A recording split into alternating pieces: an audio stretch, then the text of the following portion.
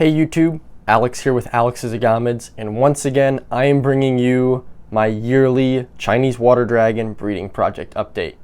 So I apologize that I haven't been as active uploading videos. As you guys have heard in some of my last videos, as of this moment I'm still a college student, so between school, caring for animals at home, and working a full-time job, I am a very busy person. And so when it comes to providing for my animals and providing for myself, YouTube sort of goes lower on the to-do list. However, as you can tell, I have for once had some free time, and therefore I've been able to upload more frequently. So as you can see right here, this is my first batch of Chinese water dragons for 2020. These babies hatched in June. I still have 2 more clutches of eggs incubating, and we're gonna get onto that momentarily. First, I've got my iPad here with all of my breeding notes. I could try and script all this and be all professional, but I'm gonna face it, guys. I'm not a YouTube guy by profession. I'm just here to literally give you information that I have learned to help you guys keep, breed, or simply enjoy your Chinese water dragons in captivity. So welcome to Chinese Water Dragon 101. I'm literally just going to be lecturing to you my notes on what I have done for this season, how it improved my breeding success, and how whether or not you want to breed Chinese water dragons, or if you're just looking on how to raise offspring, this video will be very helpful for you. So let me get to the first starter details. Those of you guys that know me in the past, I've been keeping water dragons since 2013. So the past 7 years of my life, I've been dedicated to this species. I just love a lot of these arboreal agamids. Physognathus, Intelligama, Hydrosaurus. Those 3 genuses really just encompass what I love about lizards. Arboreal and semi-aquatic stuff, I'm just drawn to it, and therefore that's why I choose to work with it. Water dragons especially are very underrated in my opinion, and since the majority of them are wild caught, primarily when regarding the Asian water dragon, that's why I have wanted to work with this species. And therefore, this has been my 4th successful attempt incubating eggs and raising them up, and I still have 2 more clutches that should hopefully hatch later this year. So, my pairing, as always, was my female Chinese water dragon, Harriet. She was acquired as a wild-caught baby back at the start of September of 2013. I then raised her up for 3 years, so that way I'd be able to know whether or not she was a male or a female. And by the year 2018, I acquired Ozzy, a wild-caught import from Vietnam subadult Asian water dragon. As of this year, 2020, my pair, the Harriet, the female, she is roughly 6.5, 7 years old. Not sure 100% on age, just because again she was wild caught, so I don't have a birth date. I have no record or knowledge of how fast she grew to get to her supposed juvenile size when I got her. Her weight was not recorded as of breeding. Whenever I'm breeding my water dragons, I like to just look at the body structure. Agamids, unlike geckos, regularly store fat on the sides of their body, and so therefore I try to avoid the rule of if you see the hip bones, they're underweight. That's not true and does not apply with agamids. I have found that as long as their body is just slightly wider than their tail, that often means they're at a stable weight and they're able to breed. Especially with females, it never hurts to have them be a little bit chunkier before breeding, as laying eggs takes a lot of calories and nutrients out of them, so you want to make sure that your females are nice and healthy before you breed them. And so my female measures a total of 27 inches from the tip of her nose to the tip of her tail.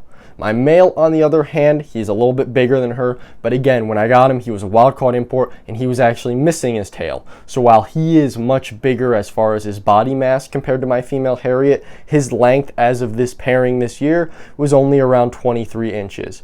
Suppose that he was 18 months to 2 years old when I got him imported, that would put him at 3.5 to 4 years old for the 2020 breeding season. So, my season information: I witnessed a copulation or a lockup on March 17th when I paired them that day at 1:18 p.m. The weather was stormy and overcast, so I do suspect, just like how ball python breeders will pair their snakes in the winter when there's a heavy snowstorm or a very big shower in the fall, I am a firm believer that just like with ball pythons and how breeders will pair their snakes to mate during systems of low pressure, I believe the same influence applies with water dragons, and therefore that is why a mating session was witnessed.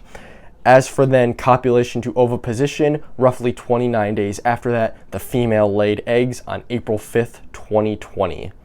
And so I incubated the eggs at your standard incubation temperature, right at 30 degrees Celsius. I did not monitor humidity for the eggs. Honestly, most keepers will monitor for humidity, but having incubated now 3 clutches successfully, I've kind of just learned what to look for as far as humidity requirements and the right amount of moisture needed for these eggs to incubate. So for those of you wondering the standard humidity percentage required for egg incubation, honestly, I just follow whatever you can find online. Granted, be careful with online sources. I always say this to people: any idiot with fingers can type a care sheet and post something online. If you really can, I highly suggest The Complete Care and Maintenance of Green Water Dragons by Felipe de Vajoli. That is a great book, and he's done some amazing work with Asian water dragons in captivity. The incubation period on these eggs was roughly 61 to 65 days. The eggs hatched on June 15th, 2020. There were 5 that hatched out that day. Then I had 2 hatch out June 16th, and then 1 born June 18th, and then the last one hatched on June 19th. So that made for a total of 9 babies. These are the very hatchlings you see in this enclosure that I'm raising up. And so this was a really, really awesome success for me, because a lot of people will argue about breeding animals when they're older. I personally disagree, because I feel it's actually better to not power feed an animal and then breed it later. I like to think of it like this. You can, say you're a young girl in high school, you can theoretically have a child, but is that good on your body? No. That's why usually you wait till you're older, you've graduated college, you're married. And I feel the same applies to water dragons. Can they breed at 18 months of age? They absolutely can. But have their bodies internally developed that well to produce eggs? Yes and no. The earlier you breed them, the lower your success rate's going to be. Harriet, my female, is around 7 years old. There are some people that can't even get a water dragon to live 7 years, let alone have them breed at that age. So the fact that she laid 9 eggs and then had all 9 eggs be fertilized and hatch perfect suggests that she is at the peak of her reproductive possibility. Again, not many people think about that, but I'm telling you, it has worked for me. All of the dragons that I have hatched out from Harriet have been incredibly healthy, and I believe truly that the more you wait to breed your females, at least past 2.5 to 3 years, the better success your breeding and egg incubation and egg production is going to be when those females are truly mature enough to lay eggs. And so yeah, here we are. 9 healthy baby water dragons. That's really exciting, and like I said, that is a big personal achievement for me. I was beyond words when they hatched, because I had been seriously hoping to have a 100% hatch rate and to have 9 big healthy eggs laid and have 9 beautiful healthy babies hatch. I was in tears that day. I have worked so hard and tried to learn how to perfect breeding this species, and after trial and error on the first 3 tries, to finally nail it and achieve a perfect hatch rate on my 4th try, I was patting myself on the back, truly. I was so ecstatic. However, the season hasn't stopped there. About a month later, so instead of April now, we're on May. And so for any of you guys that keep water dragons, you will know that it is very common both for water dragons and other species of agamids to retain sperm. And so from that one lock back in March, Harriet actually laid a second clutch of 13 eggs on May 17th, 2020. Again though, there was no lock in between that. I did not have Ozzy paired with her for that long. They simply, once I saw one lock, I split them up. Water dragons are very territorial, and while there are some breeders that have had great success keeping a pair together year round, I am not home most of the year to where I'd be able to monitor for signs of aggression. Therefore, it was much more feasible for me this time to see my pair lock up at least once and then separate Ozzy from Harriet so she can do the rest by herself, which clearly she did. So on May 17th, again, the weather was overcast, it was rainy, and just as I believe that encouraged them to lock up, I do feel it's something with them wanting to lay eggs on days like that. Because even though now we're at 32 days post the first batch being laid, I think she knew it would rain later, and thus she held the eggs and then chose to deposit them. Females can become egg bound if they hold their eggs too long, so that's why it's always crucial to have a lay box in the enclosure. 13 eggs were laid that day. Again, standard method of incubation, and right now they are just starting to pip as of this video, so hopefully I'll have another update for that soon. Lastly, and these eggs are still incubating, I had eggs laid on Father's Day. Like, what are the odds of that? But again, Father's Day, it was fairly overcast. We didn't get any rain that day. I always mark down the weather when she lays, but again, overcast, lower barometric pressure. For some reason, there is a correlation between barometric pressure in both mating and oviposition in Chinese water dragons. I still want to run a couple more trials, and I'm sure I'll start to catch on to a trend year after year, but this is really awesome information, and that's why I'm so thankful to be sharing it with you guys. And so 11:33 a.m. I was not working on Father's Day. I had woke up, celebrated it with my dad, and then we were relaxing at home, and then I saw Harriet digging here in the reptile room, and I was like, oh, no way I get to watch her lay eggs. And if you guys have already seen my video of her laying eggs of an infertile batch she laid in January this year, you can only imagine how much more excited I was knowing she was actually laying fertile eggs this time. So it really was just an awesome spectacle to witness. And so here we are now. That is my entire breeding season update right now, between the first copulation all the way to the final and third oviposition. So once again, in one breeding season, I have had 3 clutches of eggs, and this is, I was beyond ecstatic. I mean, this is seriously awesome. So the grand total for this season of total eggs laid was 34 eggs. And that's not counting the original 10 she laid in January that were infertile. So in 1 year, counting infertile eggs and fertile eggs, Harriet alone has laid 44 eggs.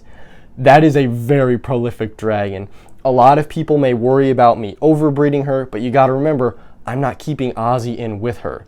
This is all from just one mating session of her retaining sperm and her telling her body what to do. So she knows what's best for her. Obviously, the biggest thing when you have a gravid female dragon is the moment she lays eggs, the day after, you feed her lots of food. I breed my own dubia roaches for my dragons, so therefore she has a very staple supply of food, and dubia roaches are one of the best feeders for them because they're high in protein. Add a little bit of, I use the Rapashi Calcium Plus supplement, and she does the rest. And so now I get to tell you the fun part. When my first eggs hatched. So as I said, my first clutch hatched the week of June 15th, and it was just the greatest thing in the world, waking up and seeing babies hatch out of the eggs in the incubator. And it makes me realize how tiny they are when they hatch out. I will tell you guys, it doesn't matter how many photos I take of them hatching and I have saved on my phone, it is nowhere near as amazing looking at those photos as it is to be up at 6 a.m. checking your incubator because you can't sleep and seeing those babies hatch out. I mean, as reptile breeders, whether you're breeding corn snakes, ball pythons, bearded dragons, whenever you're hatching eggs, it is just such an amazing spectacle to witness because it shows that you have successfully mimicked the way a reptile would reproduce and incubate eggs in captivity. It's just so rewarding. For raising the babies, right here behind me is what I used to raise the 9 that hatched in June. This here is a Zilla 20 long front opening terrarium. I want to take this moment to shout out Zilla Reptile Products. Thank you guys for being continuous supporters of my channel. I really appreciate that you guys have been helping me out, both as far as delivering some really nice quality terrariums, lighting, and so on. Between your ProSol fixtures and your front opening terrariums, I really can't argue with the quality of the products you guys make.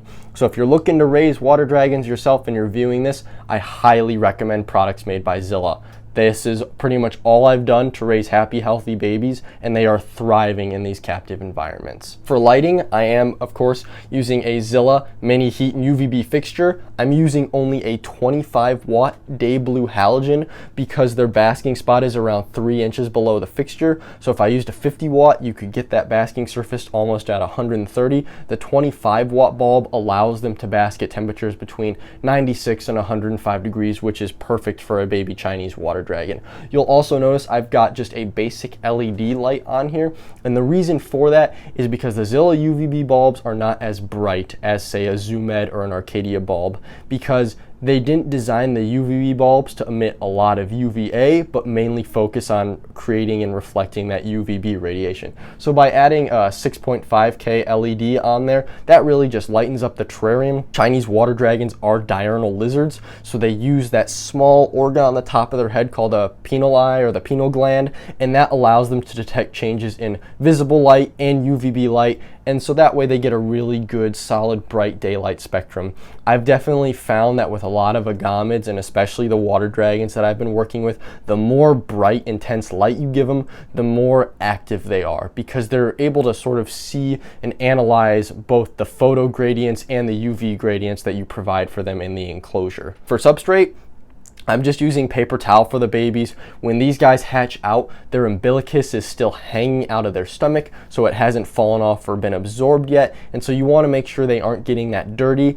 I keep them on paper towels for the first 8 weeks that I raise them, and then once they are sold to the new homes, that entire belly button area has healed over, and then you can put them on reptichip bedding or like a Zilla jungle mix, something that'll allow them to dig, nestle in it, and promote a little bit more enrichment for them. But again, while they're young, I use only paper towels just for the sake of monitoring.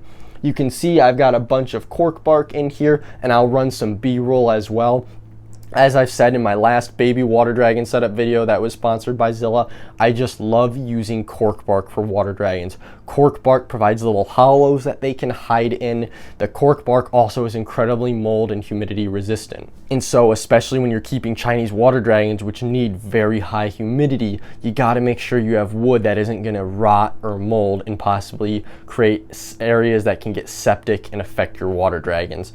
Cork is also really nice because if you buy it in bulk, you can break off large pieces to create these little tubes and flats and stuff that I use for the babies. So it's sort of like a win-win when I use a lot of cork bark in my adult enclosures, as well as then using the small broken pieces to rear the offspring. For feeding my baby water dragons, I like to stick with lean, high protein items. A lot of people hate crickets, and I don't really understand this. They say that crickets have no nutrients. Here's a quick screenshot from Reptiles. Reptiles is a brand new website that is run by reptile hobbyists looking for lots of up-to-date research data, both nutritionally and as far as captive husbandry is concerned. And if you look, the nutritional aspects of a dubia roach and a cricket are very, very similar. The one difference I can see is that crickets just have a little bit more ash, which just means there's a little bit more exoskeleton that they pass through. Nonetheless, the protein is very, very similar, other than dubia roaches beating them by a small percentage.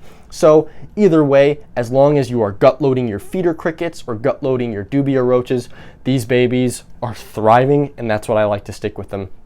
Crickets are really nice too, especially when they're young. I found that dubia roaches sitting in a dish, they don't pick up on it right away, but the antenna movement of crickets and the way they hop around really just seems to get them going and chasing at them in a frenzy. So that's why I like to alternate. As of this time, they are currently 8 weeks old, and I'm actually shipping out some of them tomorrow night after I film this video. So it's kind of, a little bit heart-wrenching to see that I'm filming this one last update before these guys go. I clean it out, and the next batch of babies that is hatching this week will go in there to be grown up. So it's both exciting and hard, but at the same time, that's the fun part of breeding reptiles, is that there are going to be 9 people who have bought these babies, and they will not start with a sick wild-caught dragon like I did. They will have the chance to appreciate and have a well-started animal, and that is why I breed this species. So overall, guys, I hope you enjoyed this video. I hope you found it helpful. I want to thank all of you guys again for the support that you have given me as far as a reptile hobbyist. I know that there are a lot of other young adults online, and sometimes they can let the subscribers and their ego go to their head, but I have always tried to stick by the fact that I just love reptiles. This has been my passion for the past 11 years of my life,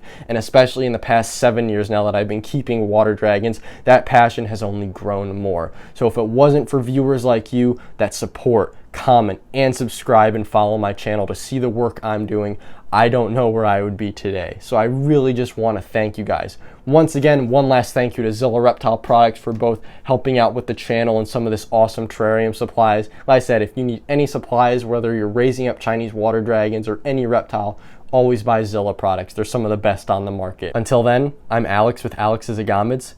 These are 2020 captive bred Chinese water dragons, and I'll see you in the next video. Adios.